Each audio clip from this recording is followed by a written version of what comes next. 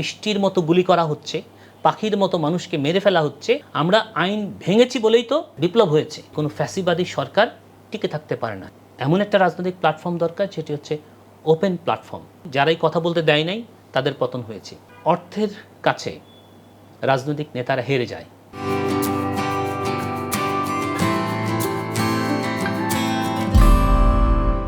সুপ্রিয় দর্শক, আপনাদের সবাইকে স্বাগত জানাচ্ছি বাণিজ্য প্রতিদিনের বিশেষ আয়োজন আগামী রাজনীতি।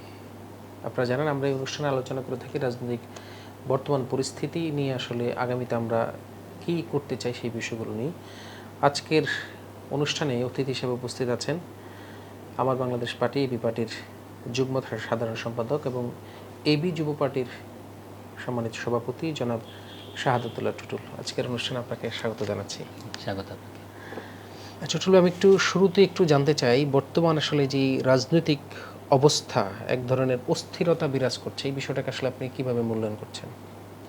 আসলে দেখেন যে এই আমাদের সিচুয়েশনটা, এটা তো একটা অস্বাভাবিক সিচুয়েশন। খুব স্বাভাবিকভাবেই একটা সরকার পরিবর্তন হয় নির্বাচনের মধ্য দিয়ে, যেহেতু আমরা নির্বাচনের চর্চাই করছিলাম স্বাধীনতার পর থেকে। কিন্তু আমাদের এই পরিবর্তনটা, এই যে গত বছরের 5ই আগস্টে যে তৎকালীন ফ্যাসিস্ট প্রধানমন্ত্রী শেখ হাসিনা দেশ ছেড়ে পালিয়ে গেলেন, এটা একটা অস্বাভাবিক ঘটনা। আর এই অস্বাভাবিক ঘটনাটা ঘটেছে, সেটাও কোনো রাজনৈতিক দলের নেতৃত্বে হয়নি। সাধারণত এই জাতীয় সরকার পতনের, যখন একটা ফ্যাসিস্ট সরকার ক্ষমতায় আসেন, নির্বাচনকে তারা কলঙ্কিত করে, কুক্ষিগত করে, তখন একটা জনবিপ্লব বা গণ অভ্যুত্থান হয় এবং সেটি নেতৃত্বে রাজনৈতিক দলই থাকে। কিন্তু আমরা এখানে দেখলাম যে আমাদের এখানে রাজনৈতিক দলগুলো পেছন থেকে সহযোগিতা করেছে, কিন্তু মূল কারিগরের ভূমিকায় ছিল হচ্ছে ছাত্ররা। আবার ছাত্ররাও কিন্তু আন্দোলনটা শুরু করেছে একটা কোটার বিরুদ্ধে তাদের অবস্থান, পরবর্তীতে সেটা এক দফায় চলে গেছে। তো এই ছাত্ররা সরকার গঠন করেছে, তাদের নেতৃত্বেই বলা যায় একটা বিপ্লব হয়েছে। পরবর্তীতে একদিক থেকে আমাদের সেনা বাহিনী সাপোর্ট ছিল সেখানে, আবার দেশের যে সিভিল সোসাইটি, নাগরিক সমাজ, তাদেরও এক ধরনের সমর্থন ছিল। সব মিলিয়ে একটা সরকার গঠন হয়েছে। সো এই সরকার যেহেতু একেবারেই নতুন একটা সরকার, তত্ত্বাবধায়ক সরকারও না, আমাদের সংবিধানে যে সংবিধান এখন রয়েছে সেই সংবিধানে বর্ণিত কোনো সরকারও না, আবার গণ অভ্যুত্থানের সরকারও না। কারণ গণ অভ্যুত্থানের মধ্য দিয়ে তো সকল কিছুকে ভেঙে চুরমার করে দেওয়া হয়, সেখানে সংবিধানটাকেও স্থগিত করা হয়, এখানে সেটা করা হয় নাই। তো ফলশ্রুতিতে এরকম একটা এক ধরনের জটিলতা বা এক ধরনের নতুনত্ব নিয়ে সরকার গঠন করার কারণেই নানান ধরনের অস্থিরতা তৈরি হচ্ছে। এটা হচ্ছে অস্থিরতার মূল কারণ। এই যে অস্থিরতা, আসলে আপনারা তো যে সময় 5 আগস্টের আগে সমস্ত রাজনৈতিক দলগুলোর ঐক্যমতের ভিত্তিতেই আসলে এই একটা পর্যায়ে যায় আন্দোলনটা, ছাত্রদের পেছনের থেকে আন্দোলনটা করেছেন এবং সকল রাজনৈতিক দলগুলোর মতামতের ভিত্তিতে আজকে সরকার দায়িত্ব নিয়েছে। এখন আপনাদের দিক থেকে যদি সরকারকে ওই ধরনের সহযোগিতা আসলে ওইভাবে করার না হয়, তাহলে তাদের পক্ষে আসলে সামনে যেই সুন্দর বাংলাদেশ দেখার আপনার স্বপ্ন দেখছি, সেটা বাস্তবায়ন করা সম্ভব হবে? জি, এটা আপনি চমৎকার কথা বলেছেন যে আন্দোলনে আসলে সমর্থন ছিল, এটা ঠিক আছে, কিন্তু সকল রাজনৈতিক দল যে একটা ঐক্য করে ছাত্রদেরকে সাপোর্ট দিয়েছে তা কিন্তু না। আপনারা দেখেছেন যে আন্দোলনের একদম খুব কাছাকাছি সময়েও বাংলাদেশের প্রধান রাজনৈতিক দলগুলো কিন্তু সাংবাদিকদের বলেছে যে এটা শুধুমাত্র ছাত্রদের আন্দোলন। তো পরবর্তীতে আন্দোলনটা সফল হয়েছে এবং অবশ্যই এই আন্দোলনে রাজনৈতিক দলগুলোর একটা গুরুত্বপূর্ণ ভূমিকা ছিল। শুধু গুরুত্বপূর্ণ না, বরং এর পেছনে, ছাত্রদের পেছনে যেই বড় শক্তিটা কাজ করেছে সেটি হচ্ছে রাজনৈতিক দলগুলোর নেতৃত্ব থেকে বুদ্ধি, পরামর্শ এবং জনবল, সব ধরনের সহযোগিতা। কিন্তু সরকার পরিচালনার ক্ষেত্রে আমরা দেখেছি যে কোনো কোনো রাজনৈতিক দলের এক ধরনের অস্থিরতা কাজ করেছে ক্ষমতায় যাওয়ার, কারো কারোর মধ্যে শক্তি প্রদর্শন করবার বা সামনে এগিয়ে যাওয়ার। কেউ হয়তো চিন্তা করেছেন যে অনেক দিন তারা রাজনীতি করতে পারেন নাই, এখন একটা রাজনীতি করার পরিবেশ তৈরি হয়েছে।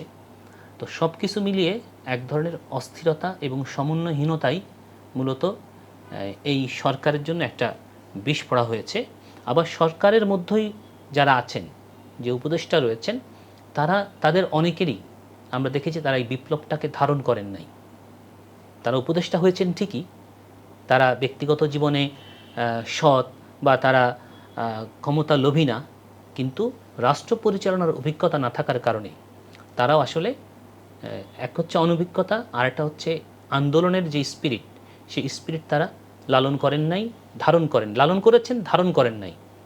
এই দুইয়ের সমন্বয়হীনতাই আমাদের কাছে সমস্যা মনে হয়েছে। আচ্ছা, আজকে আসলে এই জাতীয় ঐক্যমত্য কমিশনের একটা যে গুরুত্বপূর্ণ বৈঠক ছিল, সেই বৈঠকে ধরেন বাংলাদেশে এখন বড় রাজনৈতিক দলগুলোর একটা হলো জামাত ইসলাম, সেই কমিশন মিটিংয়ে তারা আসলে যুক্ত হয় নাই। এই বিষয়টাকে আপনি আসলে কীভাবে মূল্যায়ন করবেন? দেখেন, আমরা দেখেছি যে বর্তমান সরকার গঠনের প্রথম দিন থেকেই সেনাবাহিনী যেদিন করলেন, সেনাপ্রধান যখন রাজনৈতিক দলগুলোকে আমন্ত্রণ জানালেন, সেখানেই তারা জামাতের নাম তারা বললেন, জামাতের আমিরের নাম তারা বললেন, এবং তারপর থেকেই নানান ইস্যুতে সরকার এবং সরকারের শীর্ষ পর্যায়ে জামাতকে বেশ ভালো মূল্যায়ন তারা করেছে। কিন্তু পরবর্তীতে আমরা দেখেছি যে নির্বাচনের তারিখ নিয়ে নানান ধরনের ধূম্রজাল তৈরি করা হয়েছে। ডিসেম্বরের মধ্যেই নির্বাচনের এক ধরনের প্রেশার দেওয়া হয়েছে। আবার সরকারের পক্ষ থেকে জুন মাসে বলা হয়েছে। জামাতের পক্ষ থেকে কয়েকবারই আমরা দেখেছি যে তারাও ডেটগুলো পরিবর্তন করেছেন, যে নির্বাচন আগে করা দরকার, কখনো বলেছেন যে না, প্রয়োজনীয় সংস্কার সহ নির্বাচন করা উচিত। আমরা সাম্প্রতিককালে দেখেছি যে আমাদের অন্তর্বর্তীকালীন সরকারের প্রধান উপদেষ্টা দেশের বাইরে তিনি গেছেন, এবং তিনি একটি রাজনৈতিক দলের ভারপ্রাপ্ত চেয়ারম্যানের সাথে, বিএনপির ভারপ্রাপ্ত চেয়ারম্যান তারেক রহমানের সাথে মিটিং করেছেন, এবং সেই মিটিংয়ের পর আমরা দেখেছি দুই নেতার হাস্যোজ্জ্বল ছবি আমরা দেখেছি। পরবর্তীতে প্রেস কনফারেন্সে আমরা দেখেছি যে তারা বলেছেন যে ফেব্রুয়ারির মধ্যে নির্বাচন। তো এই বিষয়টাকে আমরা মিডিয়ার মাধ্যমে যেটা দেখেছি, জামাতের শীর্ষস্থানীয় নেতৃত্ব এই বিষয়টাকে তারা সহজভাবে নেননি। তাদের পক্ষ থেকে এক ধরনের অভিযোগ শোনা যাচ্ছে। তারা বলেছেন যে একটি রাজনৈতিক দলের সাথে আলাপ করে এরকম একটা তারিখ ঘোষণা করা, এটা তারা সমীচীন মনে করেন নাই। তারা ভাবছেন যে বাকি রাজনৈতিক দলগুলোর সাথে আলোচনা করেই এই তারিখটি আসলে এটা বেটার হতো, এবং সেই অভিযোগ থেকেই বা সেই অভিমান থেকেই বলা যায় আজকের মিটিংয়ে তারা যাননি, এরকমই আমরা দেখেছি পত্রিকায়।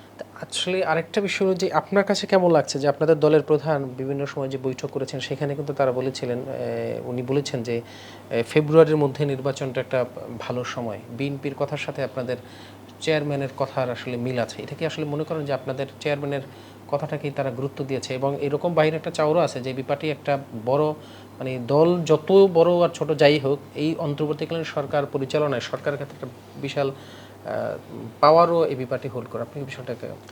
যে আপনি আমাদের এবি পার্টির চেয়ারম্যান জননেতা মুজিবুর রহমান মঞ্জু, তিনি বলেছেন যে ফেব্রুয়ারির মধ্যে নির্বাচনের ক্ষেত্রে এবি পার্টির আপত্তিও নাই, প্লাস হচ্ছে বাংলাদেশের যে আবহাওয়া, যে ঋতু বৈচিত্র্য, সেখানে জানুয়ারি ফেব্রুয়ারি এই সময়টা হচ্ছে আমাদের বৃষ্টির সময় থাকে না, এবং সেটা শীত থাকার কারণে নির্বাচন করাটা সহজ হয়। তবে এইটা কিন্তু আমরা কখনোই বলি নাই যে উইদাউট সংস্কার বা এনি হাউ আমাদেরকে ডিসেম্বরের মধ্যে বা ফেব্রুয়ারির মধ্যেই নির্বাচন করতে হবে। আমরা বারবারই তারিখের আগে আমরা বলেছিলাম যে প্রয়োজনীয় যে সংস্কার, যেই সংস্কারের অভাবে আমাদের নির্বাচনটা, গণতান্ত্রিক নির্বাচনটা বা নিরপেক্ষ নির্বাচনটা ব্যাহত হচ্ছে, এই সংস্কারটা আমাদের এখানে নিয়ে আসতে হবে। পাশাপাশি সংবিধানের কিছু মৌলিক সংস্কারের প্রস্তাব আমরা দিয়েছি। আমরা বলেছি সেই সংস্কারটা সহ প্রয়োজনীয় সময় নিয়ে তারিখটা ঘোষণা করার জন্য। আরেকটা বিষয় আমি পরিষ্কার করতে চাই, সেটি হচ্ছে বর্তমান সরকারের এবং সরকার পরিচালনায় এবি পার্টির কোনো ভূমিকা নেই। এবি পার্টি একটি রাজনৈতিক দল হিসেবে এবং এই আন্দোলনের, এই জুলাই আন্দোলনের, 24-এর আন্দোলনের একটা স্টেক হোল্ডার হিসেবে জনগণের সাথে ছিল, এবং জনগণকে নিয়ে তারা আগামী দিন সরকার গঠন করবে বা রাজনীতি করবে। সো এই সরকারে কোনো ভূমিকা রাখা বা প্রেশার দেওয়া, এটি এবি পার্টির কাজ না, এবং এবি পার্টি কখনো এটা করে না। এই যে জামাত আজকে ধরেন লন্ডনে যে বিএনপির ভারপ্রাপ্ত চেয়ারম্যানের সাথে মিটিংয়ে অংশ হিসেবে আসলে তারা এটাকে বয়কট করেছে, আপনি বললেন, আমার পত্রিকা দেখেছি।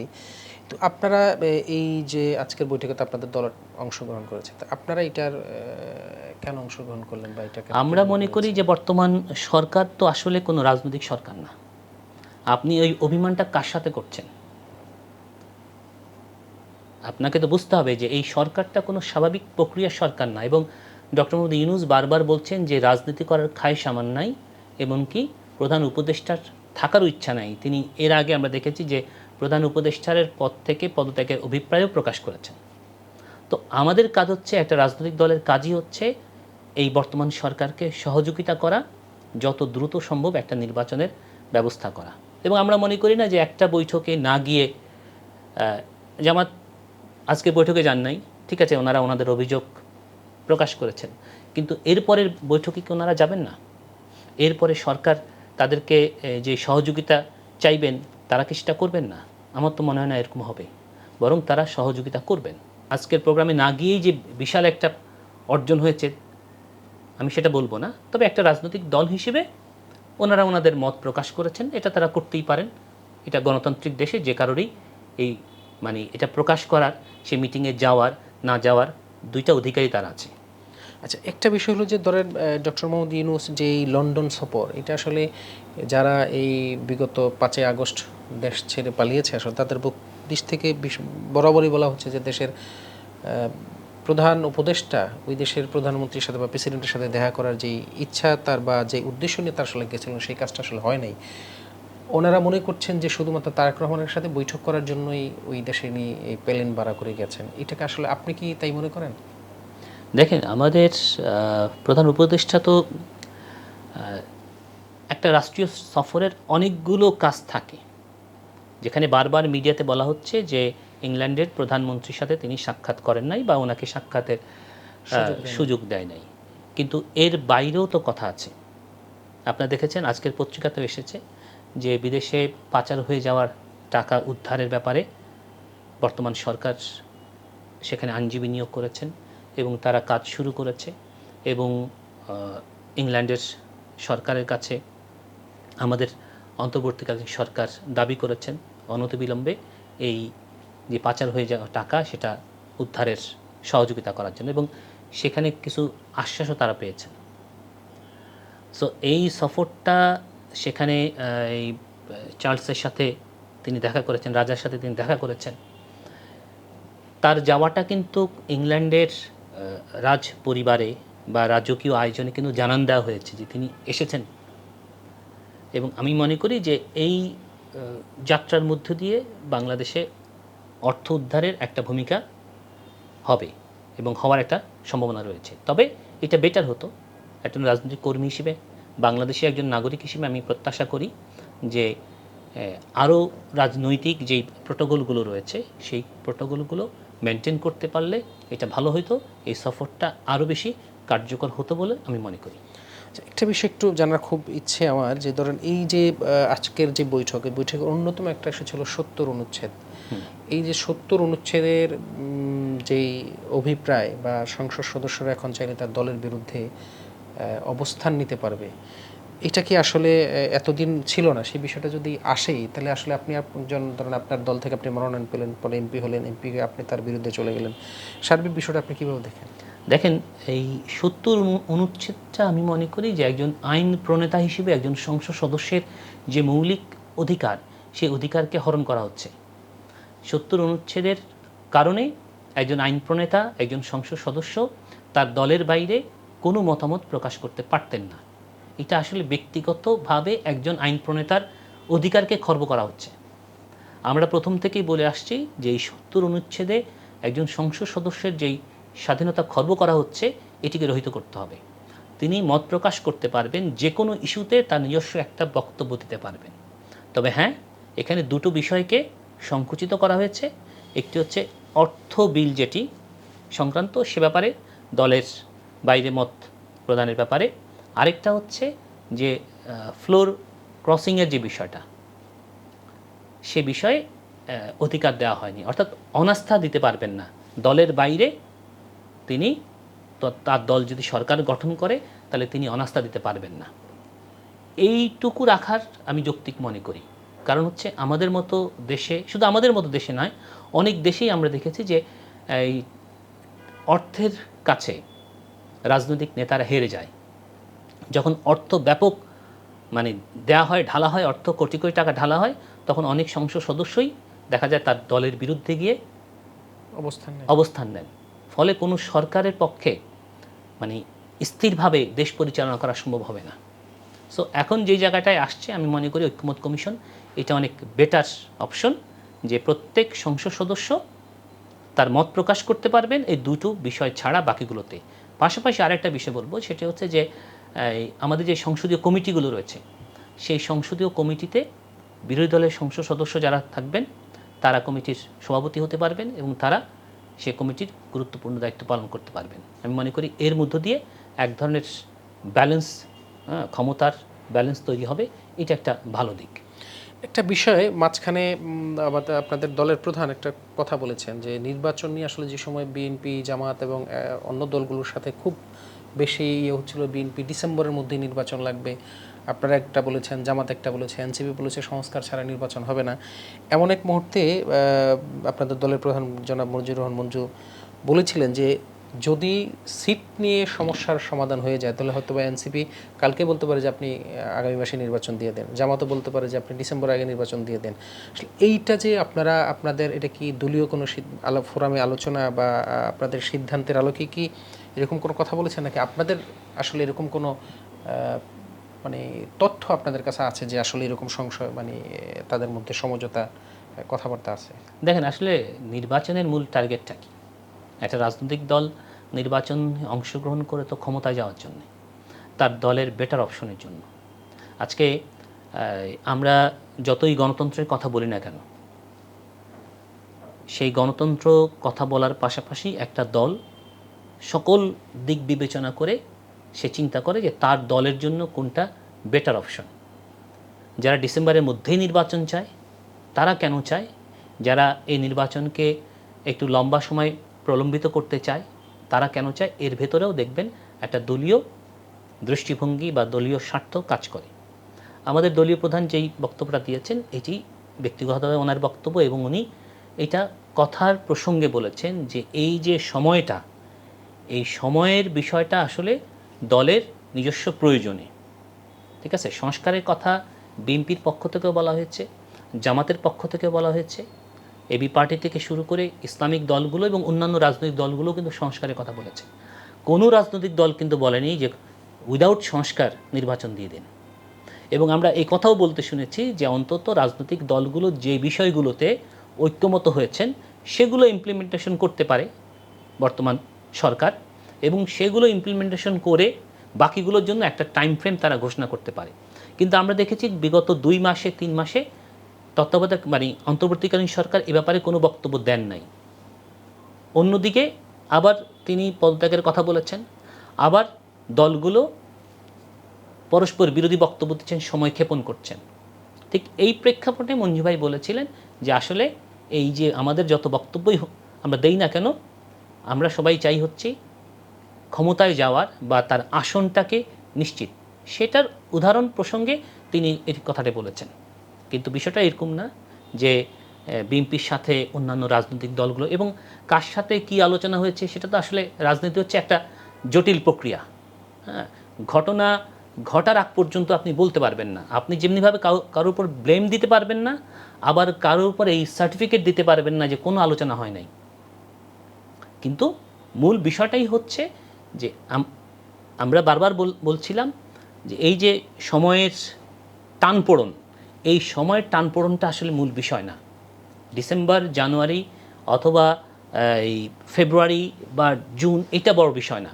বড় বিষয়টা হচ্ছে প্রয়োজনীয় সংস্কার এবং নির্বাচনের তফসিল ঘোষণা করা, সম্ভাব্য একটা তফসিল ঘোষণা করা। এই যে ফেব্রুয়ারি যে ডেটটা তত্ত্বাবধায়ক সরকার দিয়েছেন, এটাও যদি আগে দিতেন তাহলে আরও কম বিষয়গুলো আলোচনা হইতো, এই বিষয়গুলো আসতো না।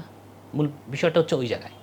একটা বিষয় খুব যে যেই মানে এই যে অভ্যুত্থানের নেতৃত্বে যে ছাত্র সংগঠন ছিল, পরবর্তীতে সেটা রাজনৈতিক দল হিসেবে রূপ নিয়েছে এনসিপি, তাদের একটা বরাবরই দাবি ছিল সংস্কার বিচার এবং জুলাই সনদটা তাকে অনেক বেশি তারা প্রায়োরিটি দেওয়ার করছেন। এই যে জুলাই সনদ নিয়ে রাজনৈতিক দলগুলো এখন পর্যন্ত এইভাবে ঐক্যমত পুষতে পারে নাই, সেটার পেছনে আসলে কারণগুলো কি আপনি মনে করেন? আসলে এইটা হচ্ছে একটা বিষয় হচ্ছে কি, জুলাই আন্দোলনে যারা নেতৃত্ব দিয়েছেন, এখন হচ্ছে নেতৃত্ব মানে মিডিয়ার সামনে নেতৃত্ব দিয়েছেন একটা গ্রুপ বলছেন যে আমরা মিডিয়ার সামনে নেতৃত্ব দেই নাই, আমরা পেছন থেকে নেতৃত্ব দিয়েছি। আমাদের তত্ত্বাবধায়ক অন্তর্বর্তীকালীন সরকারের উপদেষ্টা তিনি দেশের বাইরে গিয়ে একজনকে পরিচয় করে দিয়েছেন মাস্টার মাইন্ড হিসেবে। তারপর আমরা এই মাস্টার মাইন্ড নানান আলোচনা আমরা শুনলাম। এরপরে এই আন্দোলনে যারা মিডিয়ার সামনে অন্তত নেতৃত্ব যারা দিয়েছেন, তারা আবার একটা রাজনৈতিক দল গঠন করেছেন। যখনই রাজনৈতিক দল গঠন করেছেন, তখনই কোনো রাজনৈতিক দলের কাছে তারা আবার মানে প্রতিদ্বন্দ্বী হয়ে গেছে। এবং এই বিষয়টা আসলে আমরা বারবারই বলেছি, 3টা জায়গায় আমরা খুব দুর্বলতার পরিচয় দিয়েছি। নাম্বার 1 হচ্ছে জাতীয় সরকার গঠন আমরা করতে পারিনি। জাতীয় সরকার গঠন করলে আমাদের জন্য অনেক বেশি সহজ হতো। 2 নাম্বার হচ্ছে যে আমরা জুলাই সনদ, যেটি জুলাইয়ের ঘোষণা, সেটি প্রাইমারি অবস্থায় দিতে পারি নাই। আরেকটা আমরা কাজ করতে পারিনি, সেটি হচ্ছে গণতদন্ত কমিশন। আমরা বলেছিলাম যে গণতদন্ত কমিশন গঠন করে এই গণহত্যার বিচার করতে হবে, যেখানে খুব সাধারণ মানুষেরা, রিকশাওয়ালা, শ্রমিক, নারী, এরপর হচ্ছে কিশোর, এরপর হচ্ছে পথচারী, তারা গিয়ে জেলায় জেলায় গণতদন্ত কমিশনের সামনে তারা তাদের চোখে যে দৃশ্য দেখেছেন সেই সাক্ষ্য তারা দিবেন, এবং সেই আলোকে যারা গণহত্যাকারী তাদের বিচার হবে। এই 3টা কাজ যদি আমরা একদম শুরুতেই করে ফেলতে পারতাম, তাহলে আমাদের মধ্যে এখন যে ভিন্ন মতগুলো আসতেছে, কারণ প্রথমে তো এই আন্দোলনে যারা সম্মুখ সারির যোদ্ধা, তারা তো রাজনৈতিক দল গঠন করে নাই, তারা তো রাজনৈতিক দল গঠন করেছে অনেক পরে এসে। তো শুরুতে এই কাজগুলো করতে পারলে ভালো হইতো, নাম্বার 1। নাম্বার 2 হচ্ছে যে হ্যাঁ, দেরি হয়ে গেছে, কিন্তু আমি মনে করি যে জুলাইয়ের ঘোষণাটা অবশ্যই থাকা উচিত এরকম একটা বিপ্লবের পরে। কারণ আপনি জানেন যে একটা বিপ্লব হওয়া মানেই হচ্ছে দেশের প্রচলিত আইনকে হাতে তুলে নেওয়া। ওই সময় যদি ছাত্র যুবকরা রাজপথে নেমে, আমরা যদি রাজপথে নেমে তৎকালীন সরকারের সকল আইন মেনে চলতাম, তাহলে তো এই বিপ্লবটা হতো না। আমরা আইন ভেঙেছি বলেই তো বিপ্লব হয়েছে। সো আমরা যে আইনটা ভেঙেছি, এটার তো একটা ঘোষণা থাকা দরকার। নাহলে তো এই ভাঙার, আপনি 10 বছর পরে, 20 বছর পরে, 50 বছর পরে এই ভাঙাটাকে একটা অপরাধ হিসেবে আপনি আখ্যায়িত করবেন। সো এই ঘোষণাটা অবশ্যই দরকার, এবং আমি মনে করি যে এইটা এত সময় লাগার কথা না। এটা সরকার পক্ষের এবং রাজনৈতিক দলগুলোর মধ্যে সমন্বয়হীনতা রয়েছে, এই সমন্বয়হীনতা দূর করে দ্রুত এই ঘোষণাপত্র দেওয়া দরকার। এই যে আপনারা তো আসলে এই জাতীয় সরকারের বিষয় যেটা আপনি বললেন, এটা তো আসলে এই শুরু থেকেই করা যেত, কিন্তু জাতীয় সরকার না করে অন্তর্বর্তীকালীন সরকার এই পথে হাঁটলেন কেন? একটা সমস্যায় যখন মানুষ পড়ে, তখন হচ্ছে মানুষ খুব দ্রুত সমাধানটা চায়। সমাধান হয়ে যাওয়ার পরে আমরা ভাবি যে আসলে ওই সময় এভাবে সমাধান না করে ওইভাবে করলে ভালো হতো। আমরা আমি আমার নিজের কথাই বলবো, 5 তারিখ সকালে যখন আমি বাসা থেকে বের হই, এবং আমার বাসা যেহেতু যাত্রাবাড়ির কাছে, এবং আমার ছিল স্পটটাই ছিল যাত্রাবাড়িতে যাওয়ার, শনিয়াকড়া যাত্রাবাড়ি এই এলাকায়। এবং এই যাত্রাবাড়ি থানা পার হতে গিয়ে পুলিশ যেভাবে প্রকাশ্য দিবালোকে সরাসরি ফায়ার করলো, যেটা আমি আমার নিজের চোখের সামনে দেখেছি, যে মানুষ গুলিবিদ্ধ হয়ে রাস্তায় ছটফট করছে। তো ওই সময়টা আমরা চেয়েছিলাম যে একটা সেনাবাহিনী, একটা গাড়ি আসে কিনা, কারণ আমাদের আর মুক্তির কোনো পথ ছিল না। শত শত মানুষ ছিলাম আমরা, কিন্তু এভাবে বৃষ্টির মতো গুলি করা হচ্ছে, পাখির মতো মানুষকে মেরে ফেলা হচ্ছে, যে সেখানে বাঁচার কোনো সম্ভাবনা আমরা দেখি নাই। যখন সেনাবাহিনীর একটা গাড়ি আসছে, শত শত মানুষ, আমি নিজে সহ, সেই গাড়িতে তাদের কাছে গিয়ে আমরা সাহায্য চেয়েছি। তখন অনেকেই স্লোগান দিয়েছে যে এই মুহূর্তে দরকার সেনাবাহিনীর সরকার। আসলে ওই সেনাবাহিনী সরকার কিন্তু চায় নাই, কিন্তু ওখান থেকে এই আওয়ামী দুঃশাসন থেকে বাঁচতে চেয়েছে। এখন আওয়ামী দুঃশাসন থেকে যেই আসবে তাকেই মানুষ গ্রহণ করবে। সে সেনাবাহিনী আসলো, না অন্তর্বর্তীকালীন সরকার আসবে, না জাতীয় সরকার আসবে, না তত্ত্বাবধায়ক সরকার আসবে, এত কিছু তখন মানুষের মাথায় কাজ করে নাই। এরপরে যেই সেনাবাহিনী সেই যে গাড়িটা আসলো তারাও আক্রান্ত হলো। পরে সেনাবাহিনীর অনেক গাড়ি আসলো, অনেক মানুষের মানে সমাবেশ হলো। এক পর্যায়ে পুলিশ এবং র্যাবের সদস্যরা যাত্রাবাড়ি থানা থেকে গুলি ছুটতে মানে ছোড়া তাদের বন্ধ হলো। তারপর আমরা সেই মিছিল নিয়ে আহতদেরকে হাসপাতালে পাঠালাম, বাকি মানুষের মিছিল নিয়ে আমরা শাহবাগে চলে আসলাম। তো ঠিক ওই সিচুয়েশনটা এই ঘটনা আমি এই জন্য বললাম আমার নিজের এক্সপিরিয়েন্স থেকে, যে ওই সিচুয়েশনটাতে তখন দরকার মানে ছিল যে হাসিনা মুক্ত দেশ চাই। এরপরে কে ক্ষমতায় যাবে, বিএনপি যাবে না জামাত যাবে না ইসলামী জোট যাবে না মানে বামপন্থী যাবে না ডানপন্থী যাবে না সেনাবাহিনী যাবে না সুশীলরা দেশ চালাবে, কে কি করবে না করবে ওই বিষয়টা ওই সময়টা ছিল না। হ্যাঁ, একটা ইন্টারনালি একটা আলোচনা চলছিল, যেটা আমরা ছাত্রনেতাদের বক্তব্যের মধ্যে পরবর্তীকালে পেয়েছি যে 1 তারিখ থেকেই আলোচনা চলছিল ডক্টর মোহাম্মদ ইউনূসকে দিয়ে, কারণ ওই সময় তো আসলে এর বিকল্প ছিল না। আর তবে ডক্টর ইউনূসকে দিয়েই একটা জাতীয় সরকার হতে পারত, কিন্তু এটা হয় নাই ওই সময়। আমরা জানি এর পেছনে আবার অনেকের ভূমিকা আছে, যেটা এখন আসতেছে নানানভাবে, বিভিন্ন সংস্থার ভূমিকা আছে বলে আমাদের কাছে নানান তথ্য আছে। তো ওই সময় যদি আমরা জাতীয় সরকার করতে পারতাম তাহলে হয়তো আমরা কিছু সমস্যা থেকে বাঁচতে পারতাম। আসলে একটা বিষয় একটু জানতে চাই, সেটা হলো ধরেন আওয়ামী লীগের একটা বড় বিষয় ছিল যে ৭১, আর এখন যেই নতুন রাজনৈতিক দল এনসিপি তাদের একটা বিষয় হলো যে তারা নেতৃত্ব দিয়েছে। ওই আওয়ামী লীগ ৭১কে পুঁজি করে 15 বছর দেশ চালিয়েছে। এনসিপি কি আপনি কি মনে করেন যে এইটাকে পুঁজি করে তারাও এক ধরনের রাজনৈতিক ফয়দা লুটতে চায় বা দেশ শাসন করতে চায়? দেখেন, এবি পার্টি প্রথম থেকে বলেছে যে আমরা কোনো চেতনার ব্যবসা করব না, এবং আরও সহজ করে যদি বলি যে আমরা কোনো আইডিওলজি নিয়ে আগাবো না। কারণ আমরা দেখেছি যে একটা আইডিওলজিটাকে এস্টাবলিশ করতে গিয়েই একটা রাজনৈতিক দলের 20 বছর 30 বছর 50 বছর শেষ হয়ে যায়। এখন বলতে পারেন যে আইডিওলজি ছাড়া আপনি কিসের রাজনীতি করবেন? আমরা বলছি যে আমরা অধিকারের রাজনীতি করব। আসলে একটা দেশের কাছে জনগণ কি চায়? খুব সিম্পল, একটা দেশের কাছে মানুষ চায় নিরাপত্তা, জানমালের নিরাপত্তা। সে চায় হচ্ছে দ্রব্যমূল্যের স্থিতিশীলতা। সে চায় সে চাকরি করতে পারবে, সে চায় সে জমি কিনতে পারবে, সে চায় তার অধিকারের কথা বা তার যে কোনো কথা সে বলতে পারবে, সে যে কারোর সাথে আত্মীয়তা করতে পারবে, সে তার সম্পদ তার রক্ষা করতে পারবে, উপার্জন করতে পারবে, ব্যয় করতে পারবে। সে যখন শহরে চলবে সেখানে ট্রাফিক সিগন্যাল হবে না, পানির ব্যবস্থা থাকবে, তারপরে এই যে আমাদের যে ফ্যাসিলিটিগুলো যেগুলো আছে, বিদ্যুৎ, গ্যাস, এগুলো সে চায়। এই যে মৌলিক যে চাহিদাটা, এটাই হচ্ছে একটা রাষ্ট্রের কাছে একটা নাগরিকের কাজ। রাষ্ট্র এর বাইরে যদি কিছু দেয় সেটা অতিরিক্ত। কিন্তু আমরা যখন যদি আমি কমিউনিজমের কথাই বলি, যে সাম্যের কথা বলা হচ্ছে, সম্পদের মালিক ব্যক্তি হবে না, সেই সম্পদ সবার মধ্যে বন্টন করে দিতে হবে, ব্যক্তির নিজস্ব বিষয় থাকবে না, এরকম জটিল প্রক্রিয়ায় একজন ব্যক্তি যেতে চায় না। এই বিষয়গুলোকে ব্যক্তি তার নিজের কাছে রাখতে চায়, আর কমন কিছু বিষয় সে রাষ্ট্রের কাছে পেতে চায়। এটা হচ্ছে তার অধিকার। তো ঠিক তেমনিভাবে এই ৭১-এর চেতনা বলেন, ২৪-এর চেতনা বলেন, এগুলো বিক্রি করার বিষয় না, এগুলো হচ্ছে ধারণ করার বিষয়। ২৪-এর চেতনা বলেন আর ৭১-এর চেতনা বলেন, সেটা আমাদেরকে আসলে কী শিখায়? আমাদেরকে শেখায় যে কোনো ফ্যাসিবাদী সরকার টিকে থাকতে পারে না। যেমনিভাবে আপনার পাকিস্তানিরা টিকে থাকতে পারেনি, তেমনিভাবে আওয়ামী লীগ ২৪-এ টিকে থাকতে পারে নাই। যেমনিভাবে পাকিস্তান আমাদেরকে কথা বলতে দেয় নাই, আওয়ামী লীগ কথা বলতে দেয়নি, যারাই কথা বলতে দেয় নাই তাদের পতন হয়েছে।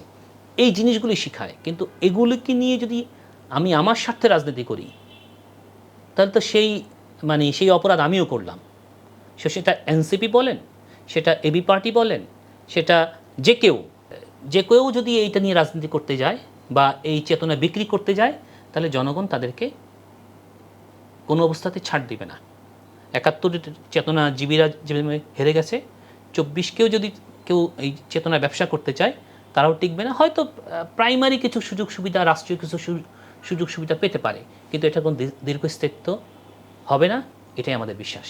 একটা আলোচিত বিষয় হলো যে ধরেন আওয়ামী লীগ ক্ষমতায় আসার পরে কিন্তু জামাতকে আসলে এই ব্লেমটা দিয়ে তাদের জামাতের শীর্ষ নেতাদেরকে আসলে ফাঁসিতে ঝুলানো হয়েছে।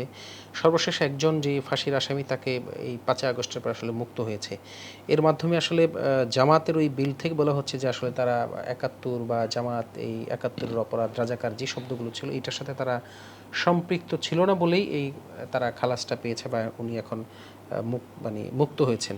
এটাকে আসলে আপনি কি মনে করেন যে এটা আসলে এই বিষয়ে জামাতের সাথে ৭১-এর আসলে কোনো ধরনের সম্পৃক্ততা ছিল না? দেখেন, জামাতের সাথে ৭১-এর ইস্যুটা তো ঐতিহাসিক বিষয়, এটা তো আদালতের বিষয় না, এটা কোর্টের বিষয় না। এটা হচ্ছে ইতিহাস যারা পর্যালোচনা করেন, যারা ইতিহাস নিয়ে কাজ করেন, তাদের কাজ হচ্ছে সেই মানে প্রকৃত ইতিহাসটা তুলে ধরা, যে ৭১ সালে আওয়ামী লীগের ভূমিকা কী ছিল, জামাত ইসলামীর ভূমিকা কী ছিল, নিজাম ইসলামী ভূমিকা কী ছিল, পূর্ব বাংলা কমিউনিস্ট পার্টির কী ভূমিকা ছিল।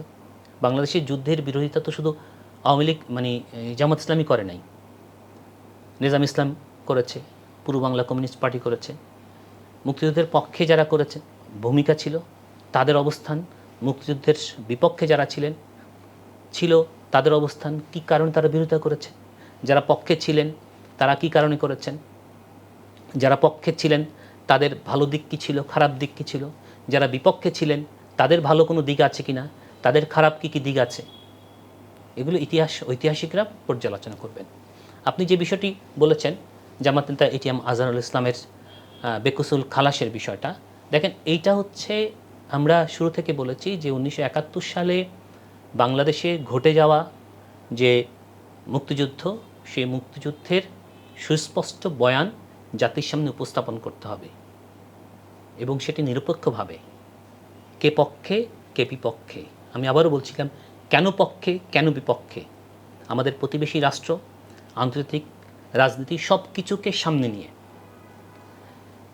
আদালত সুপ্রিম কোর্ট যেই রায়টা দিয়েছেন সেটি হচ্ছে এইচএম আজহারুল ইসলাম সাহেবের উপরে যে রায় হয়েছে, তার যে ফাঁসির দণ্ডাদেশ হয়েছে, সেই রায়টি যথাযুক্ত কিনা, সেই রায়টি আইনি প্রক্রিয়া মেনটেন করে করা হয়েছে কিনা।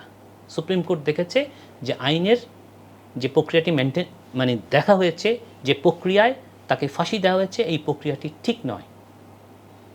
তার আলোকে supreme court HM Azharul Islam সাহেবকে বেকসুল খালাস দিয়েছেন। আমরা আগেও বলেছি ১৯৭১ সালে মুক্তিযুদ্ধে সংগঠিত সকল অপরাধের বিচার আমরা চাই, তবে সেটি অবশ্যই একটি গ্রহণযোগ্য আন্তর্জাতিক আদালতের মধ্য দিয়ে, কোনো একপেশে বা কোনো রাজনৈতিক পক্ষপাতিত্বমূলক বিচার আমরা চাই না। তবে এটা ঠিক, এই ঘটনার আপনাকে এটাও মনে রাখতে হবে যে এইচএম আজহারুল ইসলাম সাহেবের মুক্তির মধ্য দিয়ে প্রমাণিত হয়েছে যে বিগত ফ্যাসিস্ট সরকার যে ট্রাইব্যুনাল করেছে, সেই ট্রাইব্যুনাল তারা যথাযথ প্রক্রিয়ায় করেনি।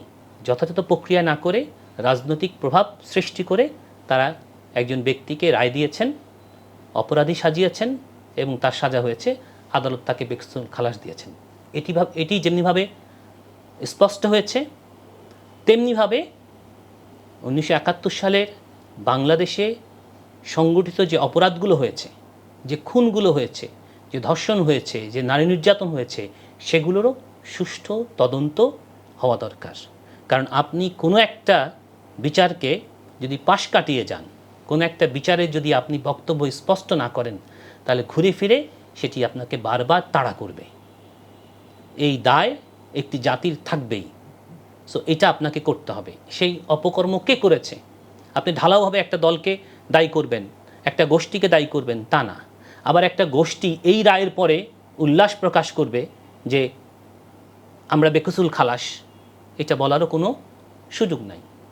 আমি আহ্বান জানাবো যে আমাদের মহান মুক্তিযুদ্ধ নিয়ে যেরকম সাহিত্য রচিত হয়েছে, বলা হয়ে থাকে যে এই সাহিত্যগুলো বেশিরভাগই আওয়ামী বলয় থেকে তৈরি হয়েছে। জামায়াত বলয় থেকেও সাহিত্য রচনা হোক, জামাত বলয় থেকেও ইতিহাস রচনা হোক, ঐতিহাসিকরা খুঁজে বের করুক, রিসার্চাররা খুঁজে বের করুক। আজকে বাংলাদেশের প্রত্যেকটা ইউনিভার্সিটিতে ইতিহাস ডিপার্টমেন্ট রয়েছে, সেই ইতিহাস ডিপার্টমেন্টে এটা নিয়ে গবেষণা হোক, রিসার্চ পেপার তৈরি হোক, দেশি বিদেশি গবেষকদেরকে বাংলাদেশে গবেষণা করার জন্য সুযোগ দেওয়া হোক, এবং সেটি জাতির কাছে তার প্রকাশ করুক যে ৭১ সালে আসলে প্রকৃতপক্ষে কি ঘটেছিল, কি কারণে আমাদের মহান মুক্তিযুদ্ধ হয়েছিল, যারা পক্ষে ছিলেন, যারা বিপক্ষে ছিলেন, কোন অবস্থার প্রেক্ষাপটে। আপনি এক পক্ষকে দায়ী করবেন, আবার ওই পক্ষ শুধু বলে যাবে যে ইসলামের কারণে আমাকে দায়ী করেছে। এটা হতে পারে না, এটা হতে পারে না। আসলে একটু আপনার কাছে একটু জানার বিষয় হলো যে এবি পার্টির আসলে আপনি সহ শীর্ষস্থানীয় অনেক নেতৃবৃন্দই যারা একটা সময়ে জামাত ইসলাম বা ইসলামী ছাত্র শিবিরের নেতৃত্বে ছিলেন, এখন আপনারা এই দলটা করেছেন। এটা আসলে এই ৫ আগস্টের আগে আমরা শুনতাম যে জামাতের একটা বি টিম হিসাবে আসলে আপনারা এখানে এসেছেন। এই জিনিসটা যদি একটু পরিষ্কার হন, আসলে আপনারা কি বি টিম হিসাবেই জামাতের বি টিম হিসাবে কাজ করছেন, নাকি আপনাদের মতের বিরোধী হওয়ায় জামাত ইসলাম থেকে আপনারা পদত্যাগ করেছেন? জামাত তো একটা মোটামুটি যারা অনেকেই মনে করে যে সুশৃঙ্খল একবার সেনাবাহিনী যেভাবে কমান্ডে চলে, জামাত শিবিরে একই কমান্ডে চলে, এরকম একটা জায়গা থেকে আপনারা কিভাবে বেরিয়ে আসলেন? আসলে দেখেন যে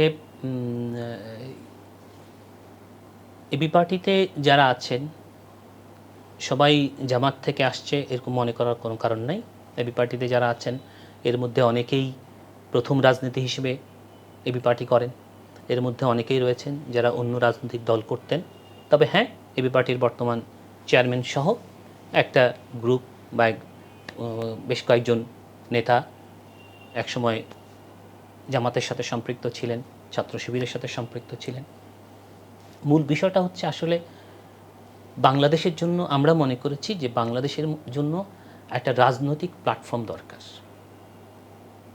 এমন একটা রাজনৈতিক প্ল্যাটফর্ম দরকার যেটি হচ্ছে ওপেন প্ল্যাটফর্ম, যেখানে সব শ্রেণী পেশার মানুষ আসতে পারবে।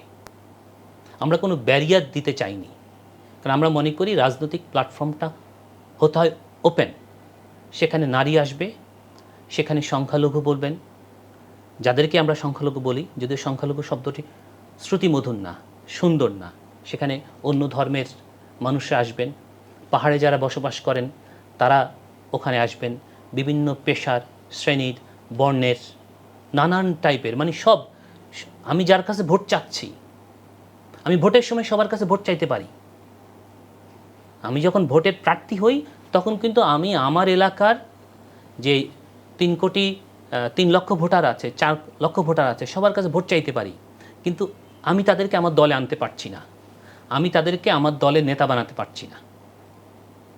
এই যে লিমিটেশনটা, আপনার দেশের একজন নাগরিকও বা একটা গ্রুপ অফ পিপলও যদি মনে করে যে আমার তো ওই দল করার সুযোগ নাই, কারণ ওই দলের এতগুলো শর্ত, এই এতগুলো শর্ত দিয়ে তো আমি দল করতে পারবো না।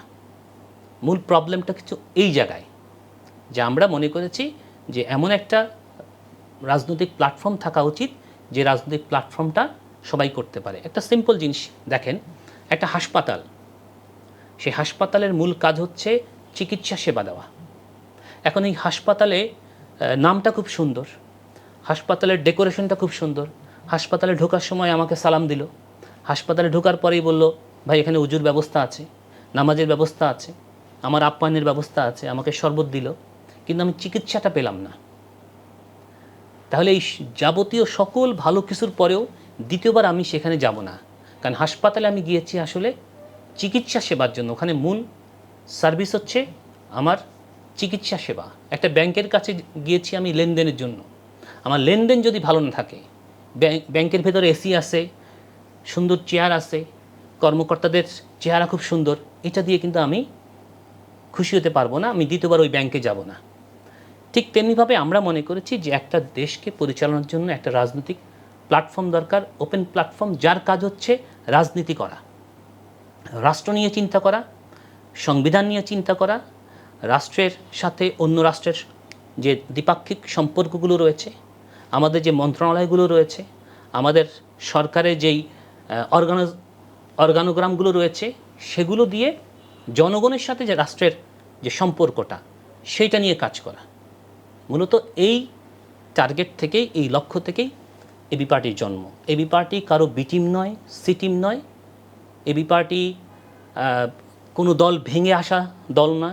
এবি পার্টি কারোর সাথে রাগ করে আসে নাই। এবি পার্টি নেতারা কোথাও সম্মান পায় নাই বা পোস্ট পায় নাই এই জন্য চলে আসছে বা ক্ষোভ থেকে আসছে, এরকম কোনো বিষয় না।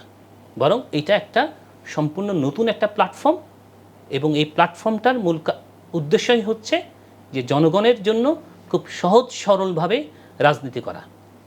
আমরা মনে করি যে একটা রাষ্ট্রের কাছে জনগণের প্রত্যাশা খুব বেশি না, যতটুকু প্রত্যাশা অতটুকুই রাজনীতির কাজ। বাকিগুলো করার জন্য রাষ্ট্রের আরও অনেক প্রতিষ্ঠান রয়েছে, আমাদের ধর্মীয় প্রতিষ্ঠানগুলো রয়েছে, আমাদের সামাজিক প্রতিষ্ঠান রয়েছে, আমাদের শিক্ষা প্রতিষ্ঠান রয়েছে। তারা সেই দায়িত্বগুলো যদি ঠিকমতো পালন করে তাহলে রাজনৈতিক দলের অনেক বেশি কাজ করার দরকার নেই। রাজনৈতিক দলের কাজই হচ্ছে বাকি প্রতিষ্ঠানগুলো ঠিকমতো কাজ করে কিনা। আপনি বলতে পারেন, অনেকে বলেন যে আপনি যদি শুধু রাজনীতি করেন তাহলে আমার শিক্ষা ব্যবস্থার কী হবে? শিক্ষা ব্যবস্থা করার জন্য তো শিক্ষা মন্ত্রণালয় রয়েছে, শিক্ষা অধিদপ্তর রয়েছে, আমাদের ইউনিভার্সিটিগুলো রয়েছে, কলেজ রয়েছে, মাদ্রাসাগুলো রয়েছে। আমাদের ধর্মীয় এক্সপার্ট যারা রয়েছেন তারা ধর্মীয় বিষয়ে তাদের মতামত ব্যক্ত করবেন।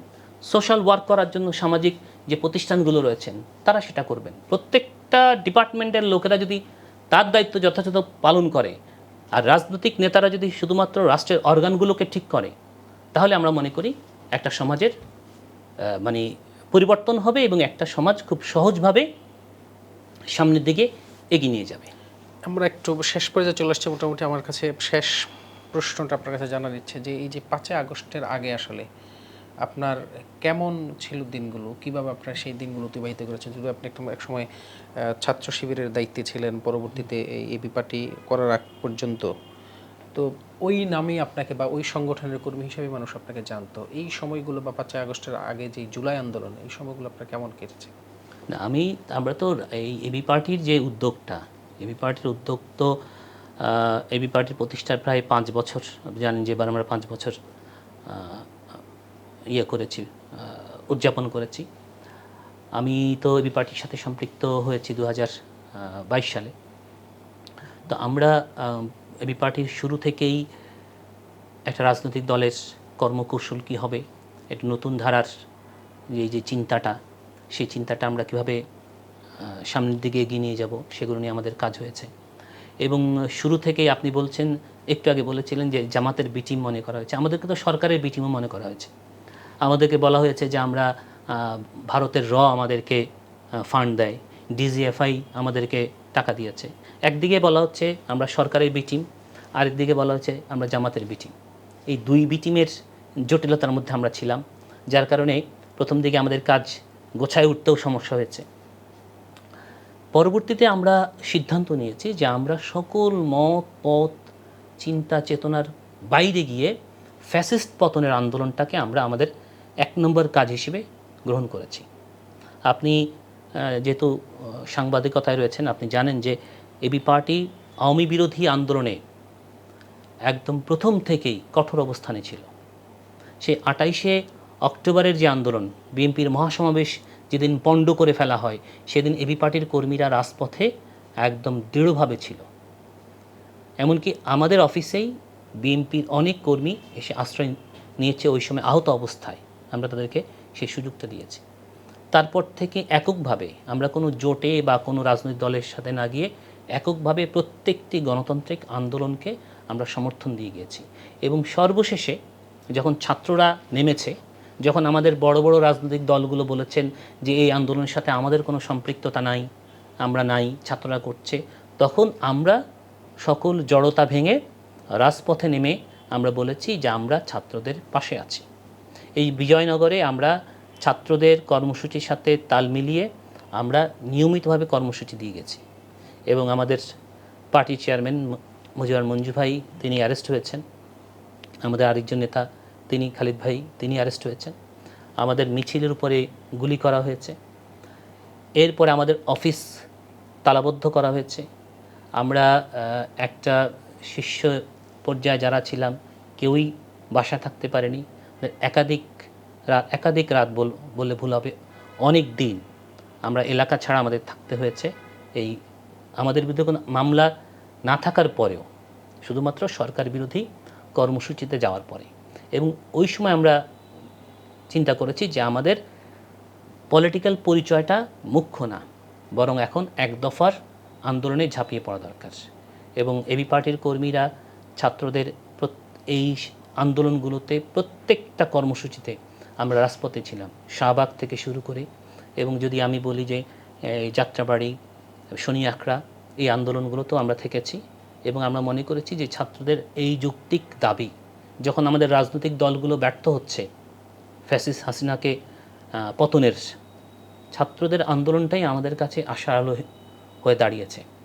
এবং শহীদ মিনারের যেই সমাবেশ, প্রত্যেকটা সমাবেশেই আপনি দেখবেন যে এবি পার্টির একদম সেন্ট্রাল নেতারা সরাসরি সেখানে গিয়ে ভূমিকা রেখেছে।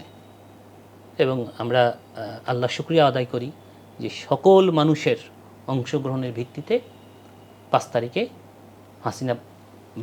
হাসিনার পতন হয়েছে বা পালিয়ে যেতে বাধ্য হয়েছে। এবং এই আন্দোলনে এবি পার্টি একদম সরাসরি তার সকল ম্যান পাওয়ার নিয়ে সরাসরি আন্দোলনে ভূমিকা পালন করেছে। এবি পার্টি মনে করে এই আন্দোলনে, এই হাসিনা পতনের আন্দোলনে এবি পার্টি একটা বড় স্টেক হোল্ডার। এতক্ষণ আমাদেরকে সময় দেওয়ার জন্য আপনাকে ধন্যবাদ জানাচ্ছি। জি, আপনাকেও ধন্যবাদ। সুপ্রিয় দর্শক, এতক্ষণ আমরা দেখছিলাম বাণিজ্য প্রতিদিনের বিশেষ আয়োজন আগামীর রাজনীতি। আজকের অনুষ্ঠানে অতিথি হিসেবে উপস্থিত ছিলেন আমার বাংলাদেশ পার্টি এবি পার্টির যুগ্ম সাধারণ সম্পাদক ও এবি যুব পার্টির সভাপতি জনাব শাহাদাতুল্লাহ টুটুল। এতক্ষণ যারা আমাদের সাথে ছিলেন এবং পরবর্তীতেই দেখবেন, সবাইকে শুভেচ্ছা এবং অভিনন্দন জানিয়ে এখানেই বিদায় নিচ্ছি। আল্লাহ হাফেজ।